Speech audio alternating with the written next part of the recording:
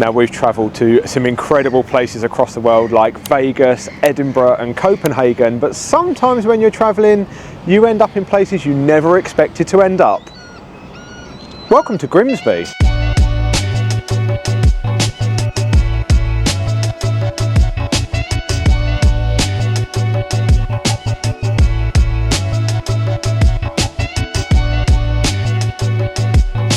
Now, this town has a little bit of a reputation that has gained it nicknames such as Grimtown and even Grim Vegas. But we know from experience of travelling around places that a reputation isn't normally the full story, and we are confident that here today in Grimsby we are going to find some hidden gems.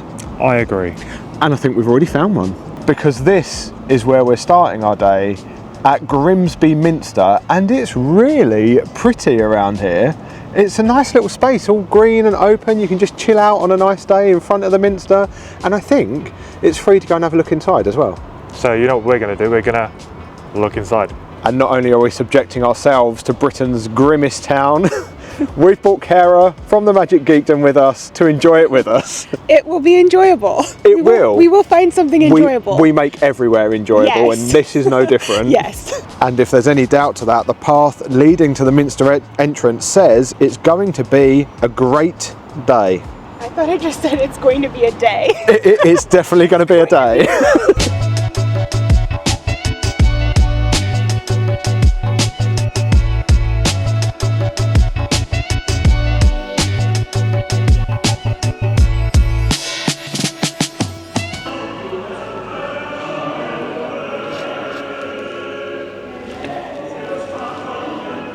Some interesting music playing inside the Minster.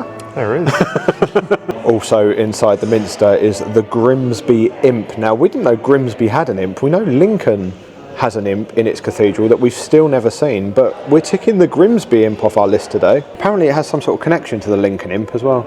Oh, okay. Oh, apparently the actual imp is hidden in the stonework somewhere. This is just like a arty imp. Oh. So is this going to be one of those things where we're going to spend hours in here trying to find it? Yeah, although if I know Kara, that is exactly what she's now looking up to try and find out where it is. So we've been in the Minster for about 3 days looking for the imp. We haven't, it's been about 10 minutes. We finally found him. He's tucked away in the corner, just up there. There he is, pesky little imp. We struggled a little, even with photos to follow. Well as the pesky little imp that you can hunt for in there, that's actually a really beautiful little Minster just to go and have a little wander around.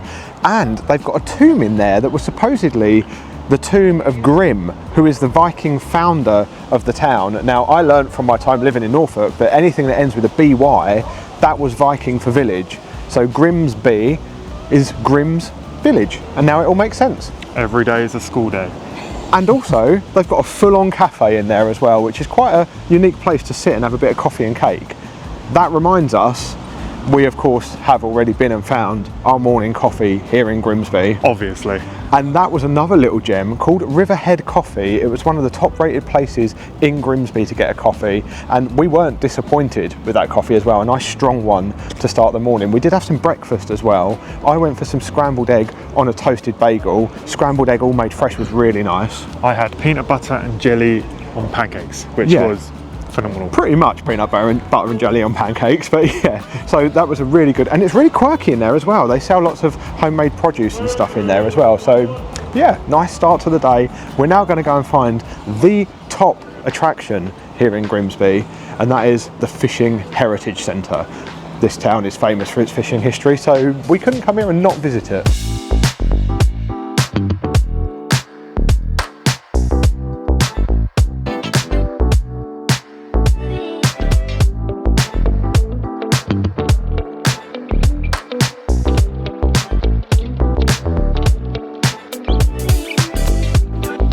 Three for the Fishing Heritage Museum, please. Good chat. Good chat, yeah. Oh, I've always wanted to play with one of these. Oh, Christ. Am I meant to do that? It's too late now if you're not. I kind of want to go. No, don't do that.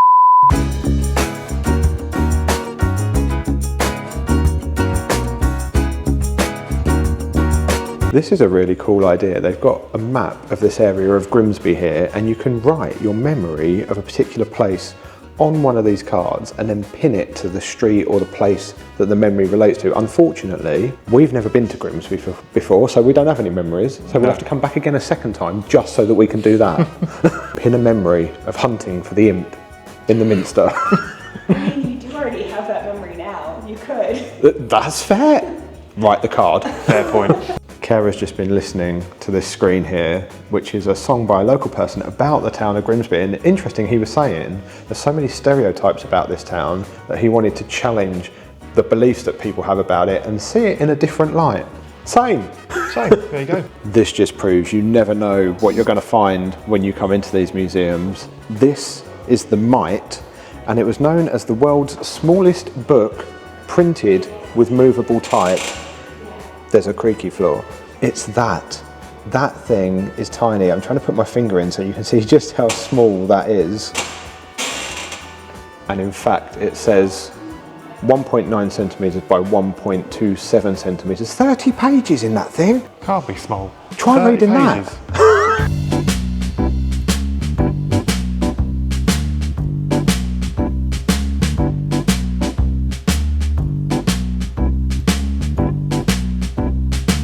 Everybody smell him. Wind, sun, cause 5 or 6.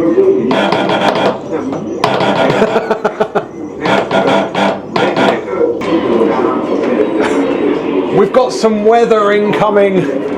Batten down the hatches. Iceberg? We're in Grimsby.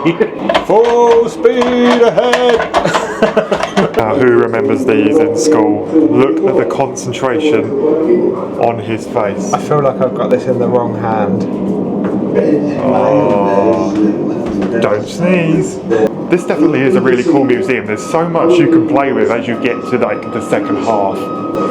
You're doing pretty well. You're still going. Oh my god, you've actually done it. Oh, you've got to be kidding me. That's my fault. That was my fault. Yeah, you talk to me too much. You talk. You wait more than nobody else. But let's take. How do you do that? That's the most Grimsby thing I think we're going to see today.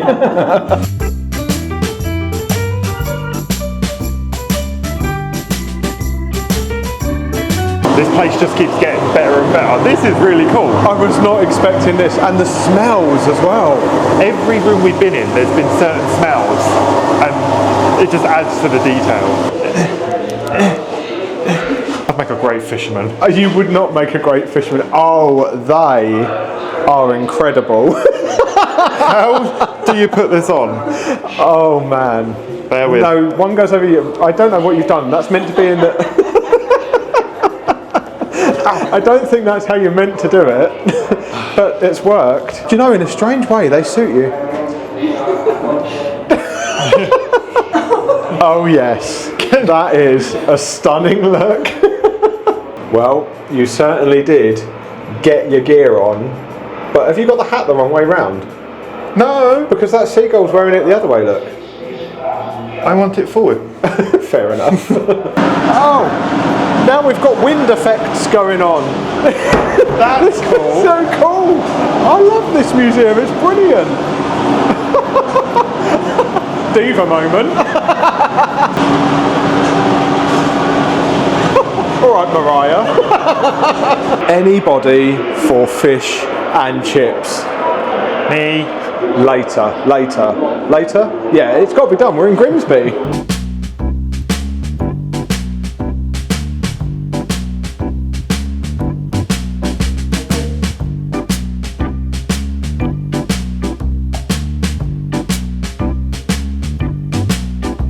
We get to go on board an actual fishing trawler called the Ross Tiger.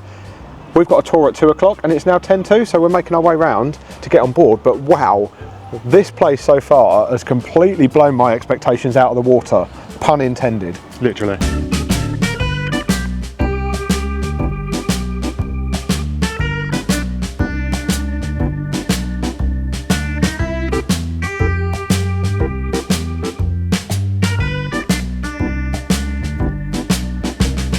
Well, that tour of the Ross Tiger fishing trawler was an absolute highlight today here in Grimsby.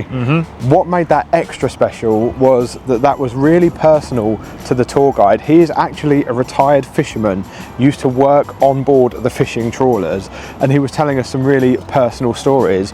Like we saw in the Heritage Centre, this setup depicting a woman sat in a chair with a captain talking to her, and he was saying that was based on his grandma being told that his grandpa wasn't coming home again after a fishing trip. Yeah. And that's what's really made this town special today. This is full of stories and full of that personal connection. You can tell this town is proud of its heritage. We really enjoyed the museum, that's for sure.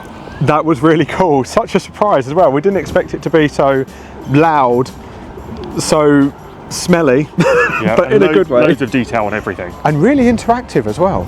And we are not done with Fish Town yet, which is another nickname for Grimsby, because we're now going to go and find Harriet the haddock.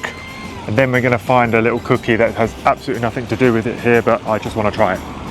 There's always cake.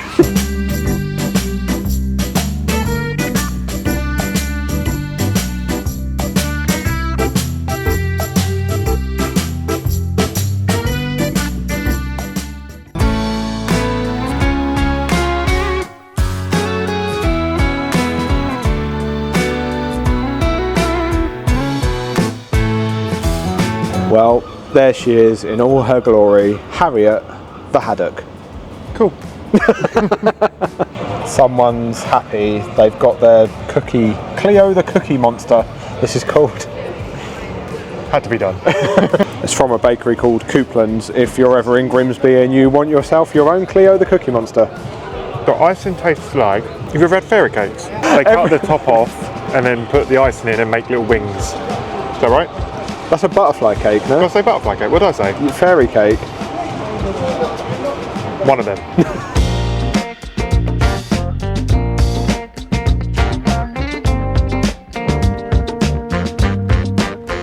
Well, we decided that before we treat ourselves to some Grimsby fish and chips, we would make the most of the fact that the weather actually today has been pretty decent, even though the forecast was really grim, pun intended. And we've come up to one of Grimsby's green spaces, which is Willesby Wood Country Park. We've just seen Grimsby's famous blue tree, and we just stumbled across a really odd open area with a circle of trees in the middle, surrounded by a circle of grass, and we've just found out it's called the Witches' Circle because legend has it that witches used to meet there and perform pagan rituals. There's something very creepy about trees being everywhere, but then there's this perfect circle where they're not, and no thank you, let's get out of here. I did suggest that Kara go into the middle and see how she felt, and she was like, no. Nope, I'm good.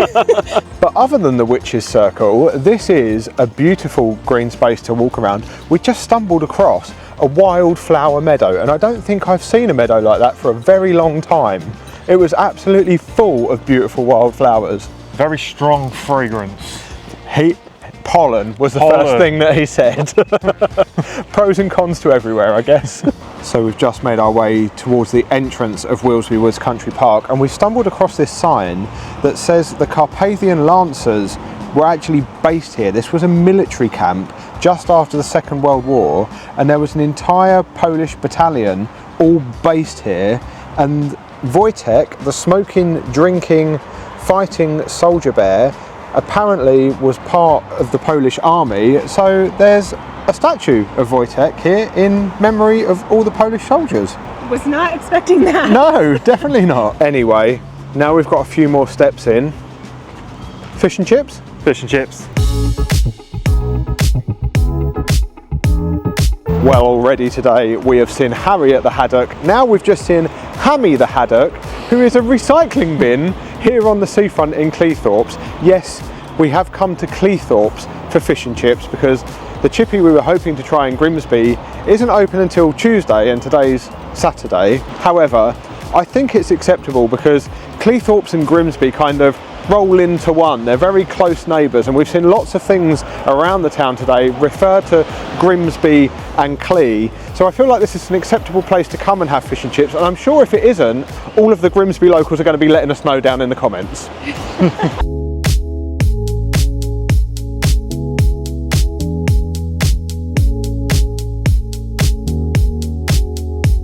Apparently, Papa's that we've chosen on Cleethorpes Pier is the world's largest fish and chip shop, the UK's #1, as seen on the BBC. Hopefully we've made good choices. I mean, it smells really good, so. I had a bug on my hand. Oh, so I was on what?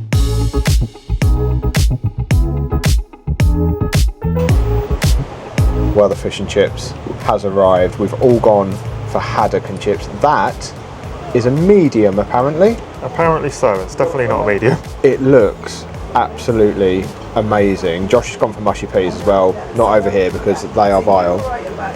I've gone for the curry sauce.